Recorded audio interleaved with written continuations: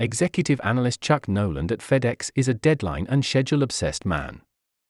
Fixing issues at FedEx delivery hubs takes him all over the globe. He calls his long-term girlfriend Kelly to let her know he'll be home in about 18 hours while he's in Russia optimizing the hub's productivity. Once he gets back to the US, he and Kelly head to the Noland family Christmas dinner, where Chuck's brother proposes to Kelly that they get married. They shrug it off, but Chuck begins to feel pain in his tooth and contemplates visiting the dentist. Chuck is forced to depart for Malaysia due to an unexpected emergency. They look over their calendars, and it's obvious that Chuck is a very workaholic man. Given that he still plans to leave during the holidays, Kelly tries to find a middle ground by asking Chuck to be home before New Year's Eve. Chuck agrees at the airport. For Christmas, Kelly gives Chuck a priceless family heirloom, an antique watch. As a token of his appreciation, Chuck gives Kelly a present. What she takes to be an engagement ring is actually a little box he gives her. Chuck proceeds to inform her that they will unveil it on New Year's Eve upon his return. Afterwards, Chuck and the other 4 members of the flight crew take off, and everything seems to be going according to plan. They encounter a storm a few hours into their flight. After veering off course to avoid the storm, Chuck overhears the pilots discussing how they are now unreachable by radio. Something in the plane goes off as the storm intensifies. Chuck and the rest of the flight crew are tossed about, but he grabs onto a life raft just in time. Chuck looks out the window and sees the water approaching. Suddenly, the plane is rocked and water starts pouring in. After what seems like an eternity, he finds himself on an undiscovered island, surrounded by his life raft and the remnants of the plane, among which are multiple FedEx packages. Chuck explores the island, discovers a cave, and reaches the peak of the island. On the water, he spots a crewman's lifeless body and rushes to retrieve it. He realizes he's been mispronouncing the man's name the whole time and finds out it's one of the crew members. He lays the man to rest and then, first thing in the morning, he prays briefly. Upon spotting a ship, Chuck makes every effort to signal to it. Yet the distance between the ship and the shore is too great. He rashly attempts to abandon his raft and swim to safety, but the waves smash him and he breaks his leg on the reef. Returning to the beach, he hides in the cave, ready to die. His determination to stay alive is revived when he spots Kelly's watch. Except for the one with wings on it, Chuck opens all of the parcels he discovered on the beach the following day. He discovers a volleyball, ice skates, and VHS tapes in the boxes and gives them the name Wilson. After numerous failed attempts, Chuck manages to gather food, water, and even manages to construct a shelter. His spirits are lifted when Chuck makes fire. I now have access to heat, light, a means of cooking, and a friend in Wilson. When Chuck's tooth starts hurting again while playing volleyball, he has no choice but to extract his own tooth.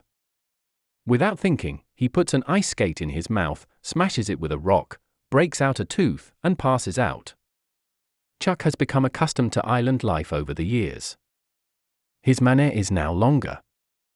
He is a master hunter and can even deduce dates, constructing his very own solar calendar. He has also upgraded his cave.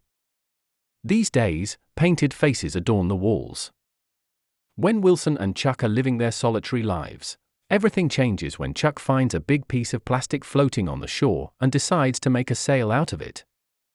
In order to build a raft, Chuck begins by felling coconut trees and collecting wood. After that, he figures out that he needs to make a lot of rope, finish building his raft, load it with supplies, and get ready to leave in a matter of months to take advantage of the tides and winds.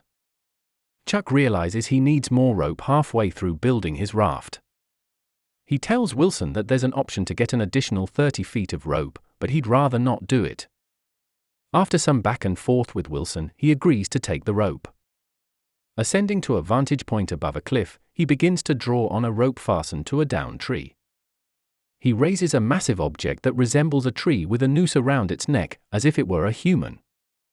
When he and Wilson return to the cave, he tells Wilson that he was practicing suicide techniques on a tree dummy. After he realized he would break bones and die slowly if he had hung himself from that height, he wanted to know what would have happened. He tells Wilson that he had no desire to spend eternity conversing with a volleyball on a desolate island. He loses it and hurls Wilson into the ocean after he throws him out of the cave. He spent a while looking for Wilson's apology to the volleyball after quickly regretting his decision. After a while, Chuck gets ready to set sail on his raft. In order to signal his intention to flee into the ocean, he etches his name and the date into a boulder. Not to mention a heartfelt note for Kelly. Afterwards, Chuck sets sail with his rowboat. Plus, it's floating. As he begins to paddle through the reef, he repeatedly takes beatings from the waves. He and Wilson get ready for a massive wave that he sees. They are propelled over the waves by the wind as he lets go of the enormous plastic sail. Looking back at the island he once called home, Chuck sets out into the vast expanse of the open ocean. During their multi-night trek, Chuck and Wilson endure relentless storms, during which they are left forlorn and without food or water. As a light-headed Chuck finally comes to, he sees that Wilson has disappeared. Even though he swims after Wilson, Wilson has gotten too far away. Getting Wilson back or maintaining his hold on the raft is now the tough choice he must make. Chuck decides to stay on the raft and expresses his regret to Wilson for abandoning him. Again, passed out on the raft while sobbing and yelling. A passing ship rouses Chuck, who is then rescued. When Kelly gets a call back in the US, she faints from the news. Chuck is returning to the United States on a chartered flight for weeks later. Soda, ice, and even comfortable clothing are there to welcome him, all of which were lacking on the island. He thinks Kelly will be waiting for him at the terminal, but he learns that she had to attend his funeral. Kelly has also become a mother and a wife. A large group of FedEx workers and members of the media are waiting to greet Chuck when he lands at the airport. Jerry, Kelly's husband, greets him as he enters the terminal following the ceremony. He informs Chuck that Kelly is currently too distraught to deal with him. Jerry departs, and Chuck observes, through a window, Jerry escorting a distraught Kelly to their vehicle. Chuck returns to his hotel room to find a mountain of food that everyone else had left behind after the FedEx employee's celebration of his return. Along with the lighter, he notices that this seemingly insignificant item could hold the key to his survival on the island. It was simply set out on the table that night, and here it is. Returning to Kelly's house, Chuck and Kelly are reunited.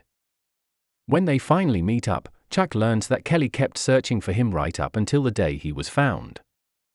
Since it is a treasured heirloom, Chuck decides to return the watch to its rightful owner. Chuck gives back the watch with a heavy heart because it was a driving force in his fight for survival and his journey back to civilization. After that night, Chuck says he wishes he hadn't departed. In the midst of her tears, Kelly brings up Chuck's vow to return. As they make their way to the garage, Kelly reveals to Chuck that she has kept the car they drove together, much to Chuck's surprise. Before Chuck could even leave the driveway, the two embrace passionately, and he gets in his car to go.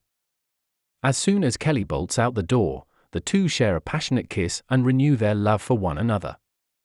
They embrace each other tenderly, but realize that there was too much changed.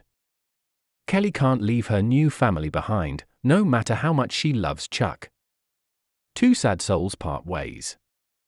Chuck shares with a friend the mixed feelings he had after losing Kelly in the crash, surviving on the island, and eventually returning to society, only to learn that he had been thought dead, regained his life, and Kelly, only to lose her again.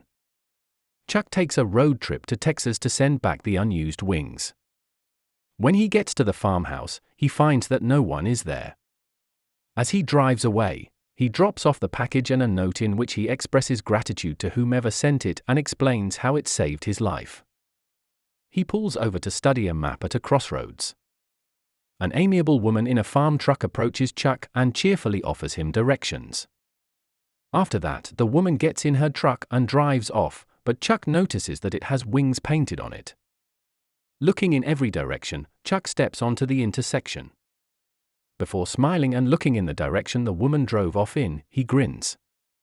To view additional videos similar to this, subscribe now. If you want your notifications to help the channel, turn them on and leave them on. Much obliged for your time.